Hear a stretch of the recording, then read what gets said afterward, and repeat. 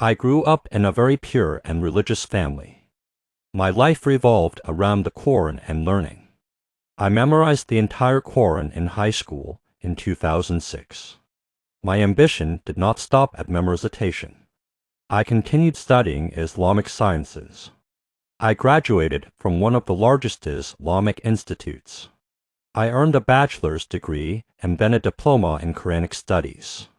I studied Hadith sciences, the science of narrators, and authentic and weak narrations.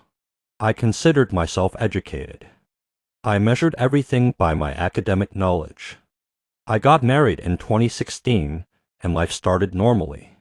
In 2018, everything changed. Suddenly, without warning, my life began to feel blocked. I left one job for another. Then came the COVID-19 pandemic in 2020, and we were severely affected. From 2018 onward, I never experienced job stability. I would enter a job, and before I could settle, I would leave. Reasons were trivial: a new policy, a new manager, or conditions that didn't fit me. The longest I stayed in a job was 1 or 2 years. The rest were just months. I was in a constant cycle of financial and job confusion. I always asked myself, what is the problem? Is it me or the work? In 2022, I applied for a job in Qatar. It was an international position with a very high salary and great benefits. I was preliminarily accepted on August 29, 2022, with the interview scheduled in December. I considered this job as my salvation from poverty and chaos. I told myself, I will increase my dhikr to achieve this job. On that same day, I received a message from my sister. It contained 6 spiritual practices: Istighfar, Ibrahimic prayer, Tj al-dhikr, al-Bakiwa at al-Sul-et ha-Kala, and Dua of Dunnan. She said whoever commits to them will be relieved. At the same time, I opened YouTubes of videos by Muhammad Hijazi. I saw prayer beads with huge numbers: 25,000, 30,000, 35,000 Istighfar. My scholarly mind protested.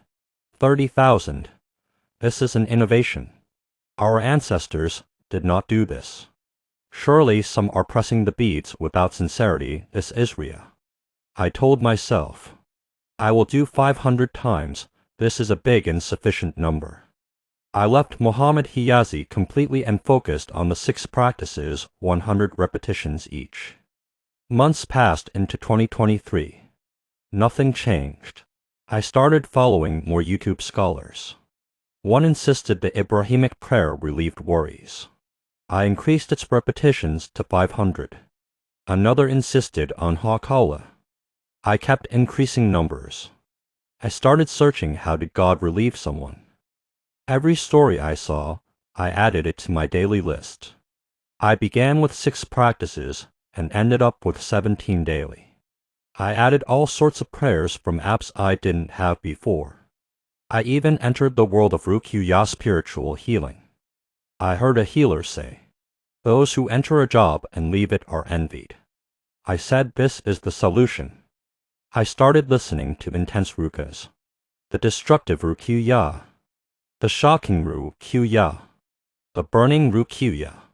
I sometimes feared the name before listening.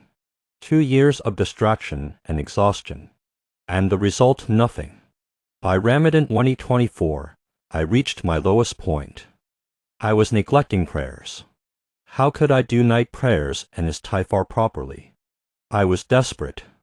I reflected honestly. Why are my prayers unanswered despite all these practices? I discovered the harsh truth I had avoided. Secret sins.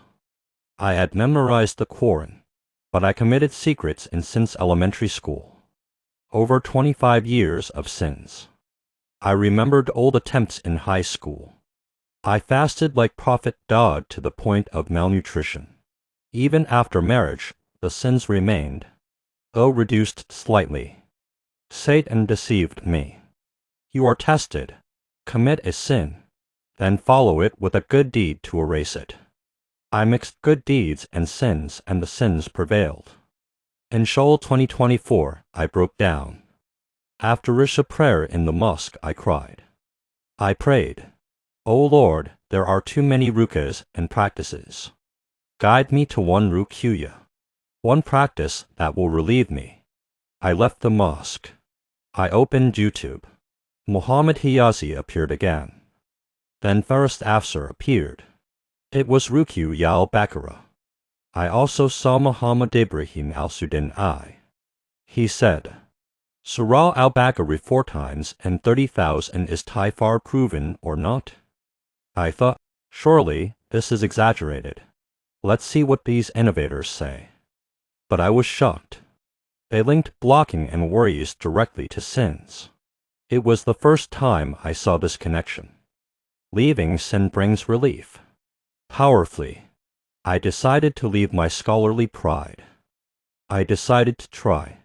On 1 al-Hijjah 2024, I began seriously. I committed to 30,000 Istighfar. I repeated Surah al-Baqarah. Miracles began. On 12 al-Hijjah, the promised rain came. It brought blessings and inner peace.